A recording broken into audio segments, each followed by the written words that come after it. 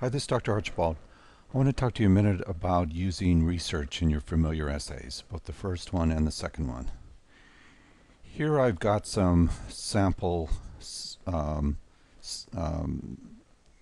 items, excerpts from some student essays where they use research or where they use sources.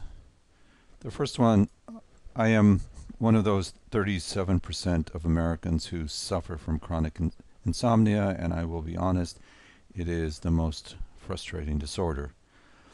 This is okay, but the idea with the research for the familiar essay is that you need to bounce off of it. So what I want to ask here is, so what? So what you're part of the 37%? What's the point? And the point of your research is to say something more about yourself. I mean, if it doesn't add to what you're thinking about, you have no reason to use it. And especially this, the second one. Many less than desirable nail conditions, blah, blah, blah. Here the writer is just giving information. What does this have to do with you? This is not a regular research paper where you're supporting some kind of idea. You're trying to get the reader to understand you. And this adds nothing to the reader's understanding of you as a person. You have to take it and do something with it. You have to take it and go off of it, comment on it, make a joke about it, do something that tells us about your life. And the third one too, some people, who? Talk specifically about who is telling you that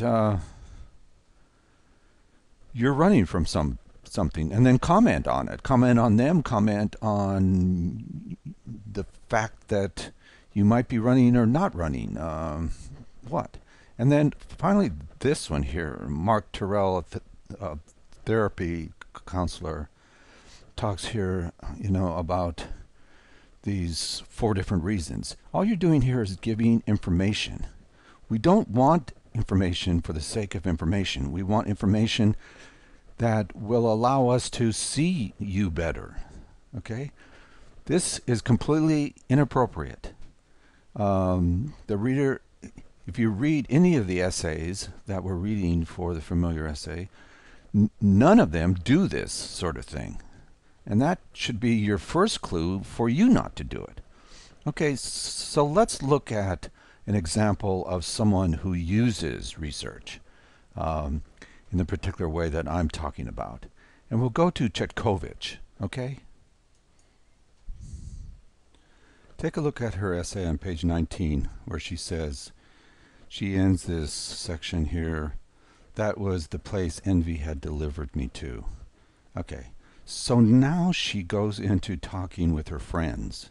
Says, my friends, trying to be helpful, had this to say: I could never do that, be involved with a writer who was that much more successful than I was. But really, why not? Here she's commenting on what her friends do, and you see her attitude here. Here's another place on the next page.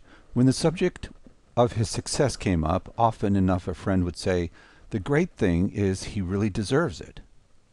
Were they kidding? This was precisely what made it so hard. Again, she's commenting on what someone else is saying. She's extending it. She's bringing it out in her particular point of view, and she's elaborating on it, making more of a point with it. This is how you use research. Look at how Chetkovich does it here. Okay? All right, thanks. Bye.